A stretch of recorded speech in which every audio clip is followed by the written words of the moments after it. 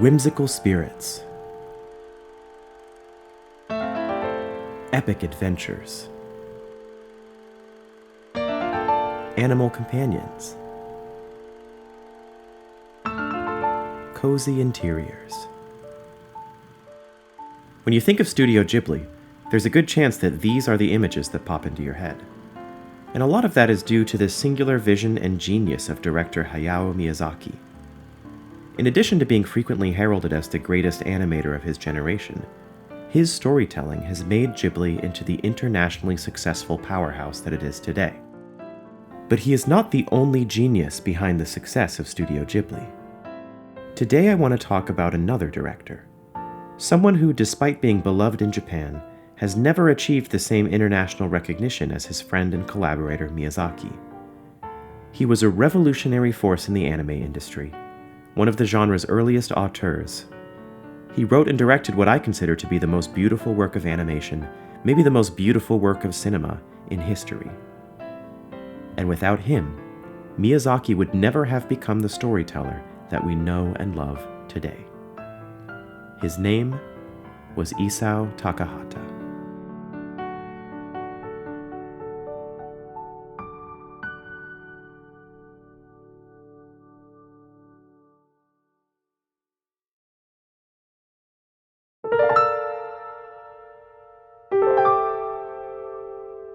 In 1985, the now legendary Studio Ghibli was founded, primarily to be the home for the work of two visionary directors of animated films, Hayao Miyazaki and Isao Takahata. Although they would make their most famous movies under the Ghibli banner, they were both already established as directors, and by this point they'd been collaborating for more than 2 decades. Miyazaki actually got his start as an animation assistant on a TV show that Takahata was co-directing. 5 years later, when Takahata made his feature film debut with Horus Prince of the Sun, Miyazaki had moved up in the ranks to lead animator and storyboard artist. And a few years later, they would be collaborating as equals when they took over production of the floundering first season of Lupin III.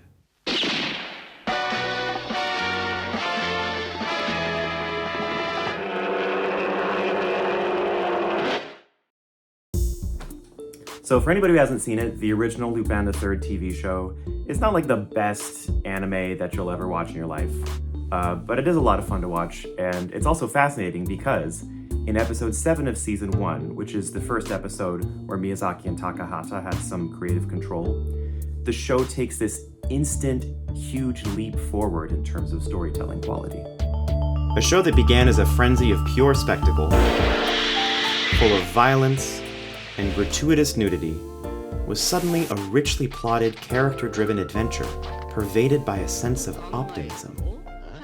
And also it still has a lot of spectacle and nudity and violence, but it's like a little more tasteful. I don't know. And even in these early Lupin III episodes, we can see the seeds of what would set these two friends and collaborators apart from the vast majority of animated filmmakers. They were storytellers first.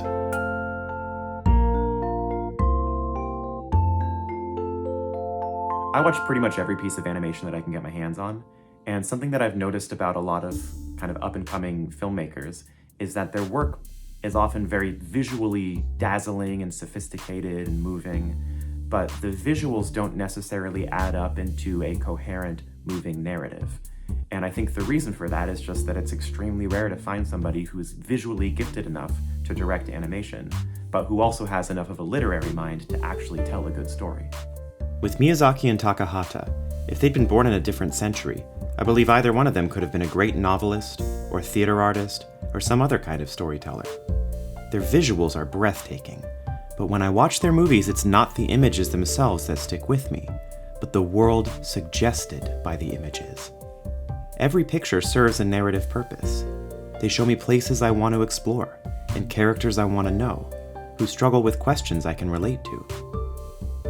Because the two directors spent so much of their early careers working together, developing their ideas in tandem, it makes sense that there would be a certain shared quality in their later output. But the more time I spend with their work, and the more I learn about them as individuals, the more I notice that, in some ways, the pair could not have been more different.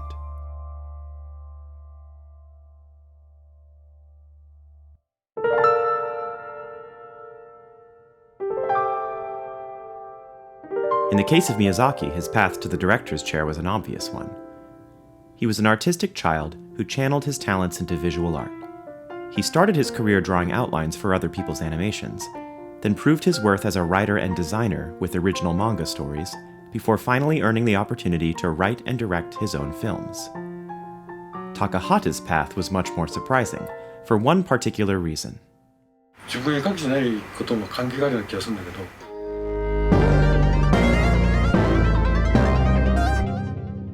For anyone else, being unable to draw would be a serious limit to their career prospects as an animator. But for Takahata, I think this fact is fundamental to his genius. He was able to imagine sequences without any sense of technical limitation. Because he was not trained as an artist, he never fell into the trap of overdone cliches. I also get the sense that his imagination was constantly reaching beyond the medium in search of something deeper and more elusive than visual beauty. He wasn't stuck with this medium because it was where his talents lay. He chose this medium because he was infatuated by its possibilities. This attitude led him toward stories that were not obvious choices for animation. The first film he directed after the founding of Studio Ghibli, Grave of the Fireflies, is a bleak and realistic World War II-era drama, generally lacking in spectacle.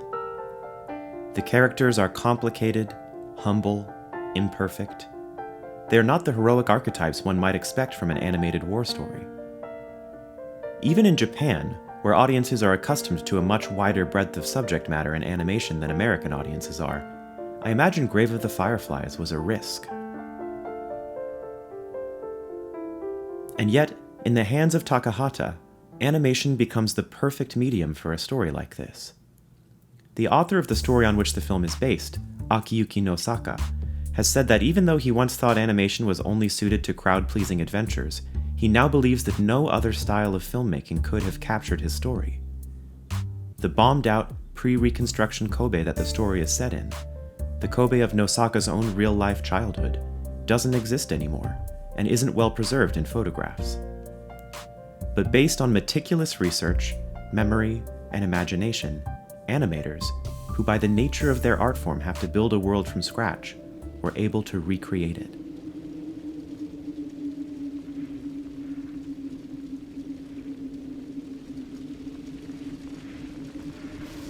In the same interview, Takahata shares his belief that the entire story is told through the eyes of the 14-year-old protagonist, Seita.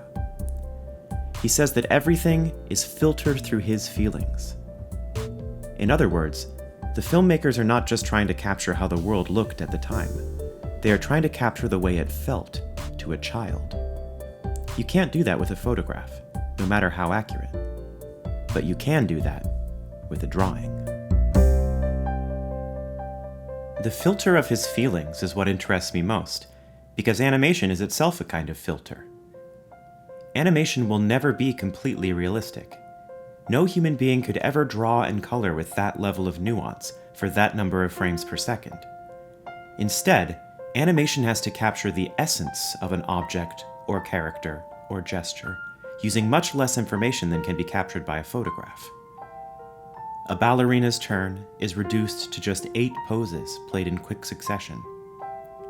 The infinite gradations of light that play across someone's skin are reduced to just 2 shades, light and shadow.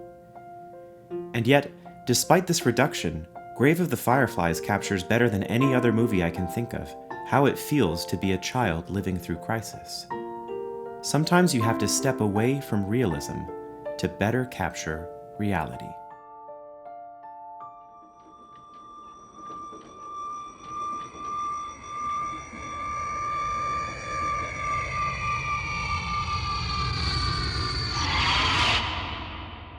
This phenomenon must have fascinated Takahata deeply. To me, it explains why, even though he was deeply invested in depicting reality, each of the 5 movies he directed for Studio Ghibli was progressively less realistic.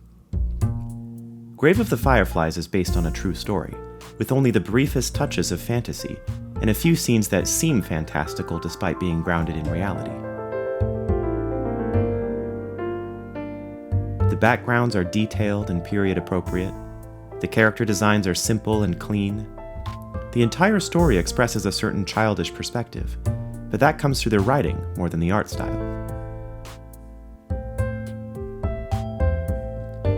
Only Yesterday tells a story that is split between two timelines, the story present and the world of memory. It has a humble, quiet realism that is reminiscent of Grave of the Fireflies, but in the memory sequences, Takahata starts to experiment with a more explicitly impressionistic visual style. The color palette is washed out, the backgrounds fade into blank white at the edges of the page, and the recollections sometimes dissolve into the kind of pure fantasy that often colors our memories of childhood.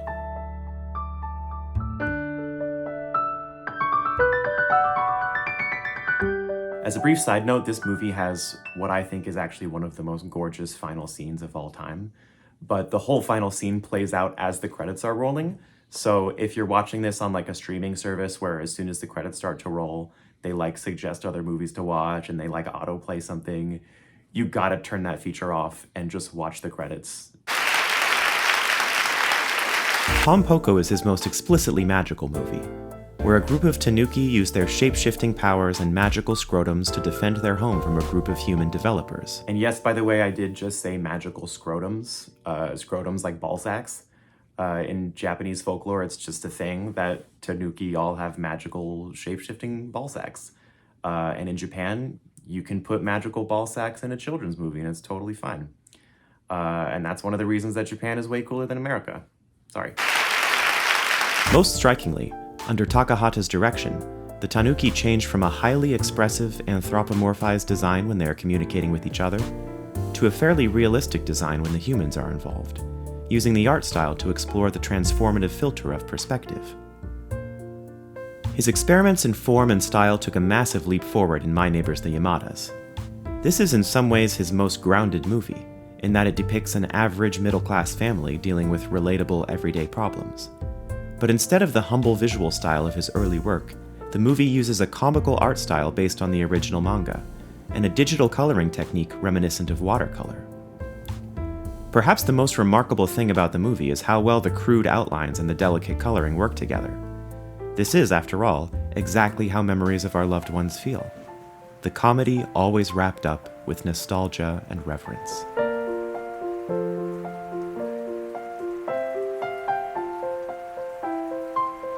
This movie also features what I think is the absolute funniest scene in the entire Studio Ghibli canon, but I'm not going to tell you what it is. If you think you know what it is, you can leave me a comment with your guess, and if you're correct, your prize will be that I'll say good job in the comments or something, I guess.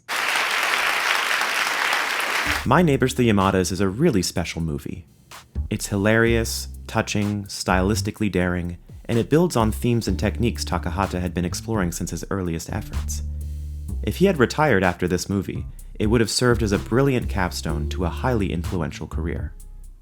But 10 years after the release of My Neighbors the Yamadas, Studio Ghibli announced that Takahata was working on one more film. I don't know if it was Takahata's intention for this to be his swan song, but the resulting film would be his last, his most ambitious, and his most beautiful. It missed its many production deadlines and blew through its proposed budget to become the most expensive Japanese film in history. It represented the culmination of an entire career's worth of innovation, and for its inspiration, it reached back over 1,000 years in history to one of Japan's oldest surviving pieces of storytelling.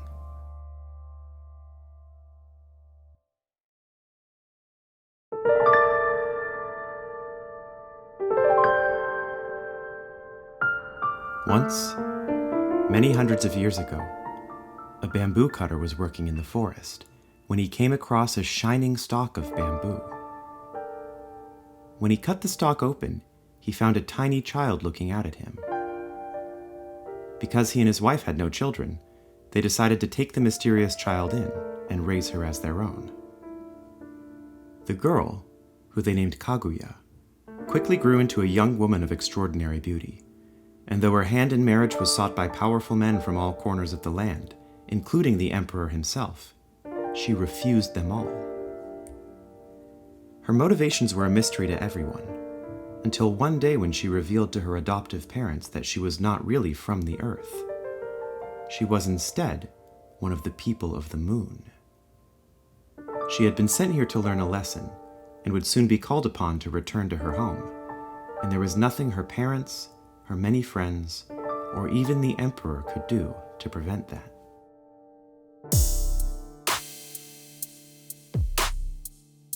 This is, in very broad strokes, the story of Taketori Monogatari, or the Tale of the Bamboo Cutter, an illustrated fable from the 10th century and Japan's oldest surviving work of written literature. Like just about all Japanese children, Takahata first encountered the story in an abridged form as a young boy.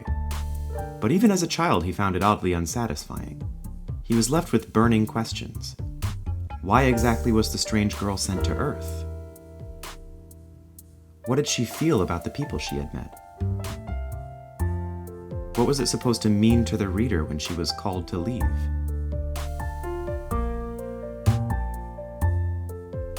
Years later, when Takahata graduated from college, he found a job as an assistant at Toei Animation. While he was doing menial tasks, including sweeping up after the animators, he would dream about the movies he wanted to one day make himself. So when he heard that the company was working on an adaptation of this very same story, he returned to the Tale of the Bamboo Cutter. As an adult, he was able to read the original unabridged text, but he still found the main character enigmatic. Who was she, really? The question stuck in his mind, and as he swept the floors and listened in on production meetings, his own ideas about how to translate the ancient tale into contemporary animation began to take shape. Production on Toei Animation's adaptation stalled and eventually was shelved. But decades later, Takahata, now an elder statesman of the anime industry, was able to finally realize his vision. Production for his adaptation was famously long and difficult, taking 8 years to complete. But in a way, it was really 50 years in the making, starting with his very first job at Toei Animation, when he started dreaming up the ideas that would define his work. It took the entire length of his career, from the spectacle of Prince Horus,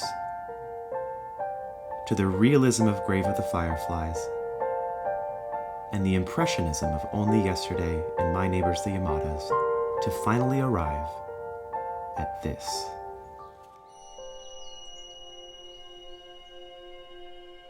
Oh.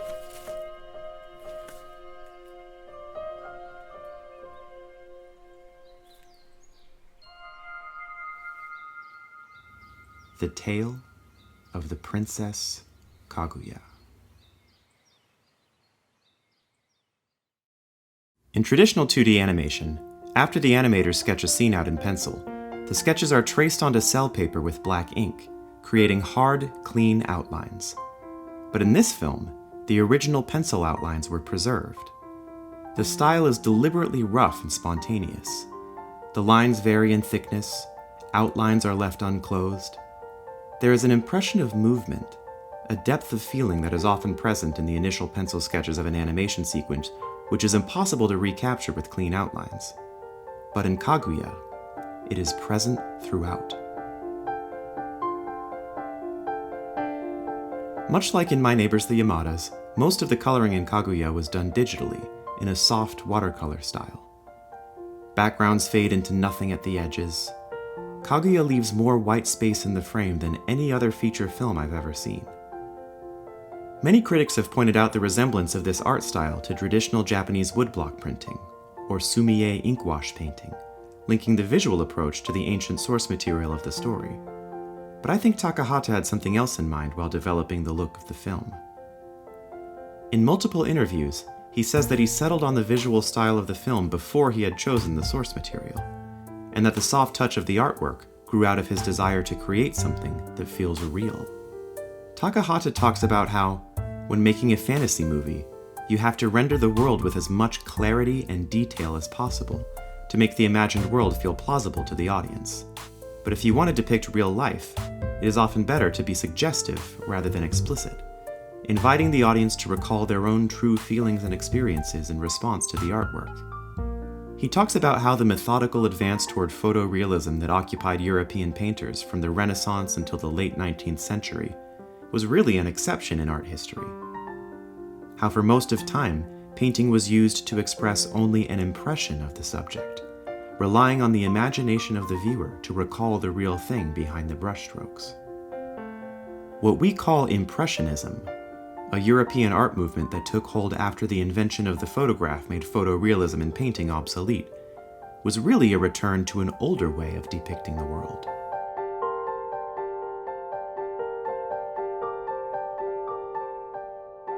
Takahata was also seeking the feeling of reality in the way that he adapted the plot of the story. The thing that had bothered him about the original tale since childhood was how little the reader knows about the main character. It means nothing to the audience when she is called to leave the Earth if we don't understand what the Earth meant to her, how it felt to her. In crafting the screenplay, he was intent on letting us into Kaguya's world as intimately as possible. He fills out the story with details about her childhood, her friendships, her family, her relationship to nature, her frustration, her confusion, her elation, her sorrow. Takahata's adaptation seeks to look beyond the enigma of the original story and uncover its deep humanity. And so he crafted a movie that expresses not just the events of the story, but Kaguya's experience of them. The way it feels for her to move through the world, the way it feels to grow, to watch seasons change, to find belonging, to take risks, to leave home, to pine for someone, to despair, to hope. But cinema is not a medium of feelings. It's a medium of images. Takahata's great stroke of genius, one that took his entire career to fully realize, is that when you leave blank space in an animation, giving the audience just the impressions of characters and locations and movements, the place that the audience must turn to fill in those blanks is our own memory and imagination. So the joy that we see in Kaguya is actually our own joy, pulled from memory to fill in the white space on the screen. Her fury is our own fury. Her burning desire to live is our own desire. And when she is called to leave this planet and rejoin her own people, her heartbreak is our own heartbreak.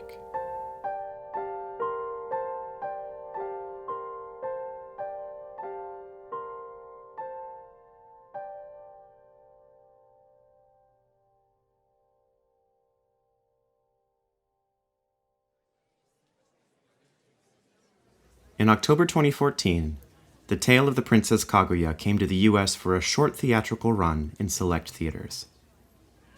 The following year, it was nominated for the Oscar for Best Animated Feature, alongside movies from American animation giants like Disney and DreamWorks. It didn't win. Big Hero 6! Even at home in Japan, where the movie was well received, it failed to win the Japan Academy Prize, and recouped only about half of its 5 billion yen budget at the box office. I myself never saw the film on the big screen. In fact, I never even heard about it during its brief theatrical run. I wouldn't discover it until 6 years later, in 2020, at the height of the pandemic, when my interest in animation was growing into an obsession. My devotion was instant. I had never been so inspired by a piece of art in any medium, and I couldn't believe Kaguya wasn't topping critics' lists of favorite films, or at least favorite animated films. The Oscar snub in particular vexed me. But then I started to learn about the director himself, about his life and career, about his other films. I learned that his first feature, Horus, Prince of the Sun, was abandoned by the studio toward the end of production, rushed into theaters, and only allowed an extremely short run. The movie was a box office failure, but over the ensuing years, because of its unprecedented level of imagination and craftsmanship, it picked up a cult following, and eventually came to be regarded as a major turning point in Japanese animation. I would even argue that the artistic success of Horus is one of the reasons that anime developed into a director-driven art form, rather than being producer-driven, like American animation. And so it feels right that his final film, his greatest film, is not a blockbuster success, but a quiet little masterpiece with a cult following of artists and storytellers. Regardless of the accolades he did or didn't receive, Takahata's legacy is going to live on in the doors that he opened for future animators.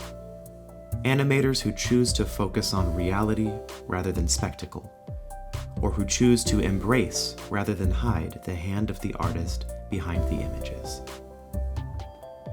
And Takahata's spirit will of course live on in the work of his closest friend and collaborator. その初めて言葉を交わした日のことを今でもよく覚えています。黄昏時のバス停で僕は練馬行きのバスを待っていた。雨上がりの水たまりの残る通りを一人の青年が近づいてきた。穏やかで賢そうな青年の顔が目の前にあった。それが高畑勲ことパクさんに出会った瞬間だった。55年前のことなのになんではっきり覚えているのだろう。あの時のパクさんの顔を今もありありと思い出す。僕はパクさんと夢中に語り明かした。ありとあらゆること、中でも作品について。僕らは仕事に満足していなかった。もっと遠くへ、もっと深く、誇りを持てる仕事をしたかった。何を作ればいいのか、どうやって。書語を見終えた時、僕は動けなかった。感動ではなく驚愕に叩きのめされていた。なんという圧倒的な表現だったろう。なんという強い絵。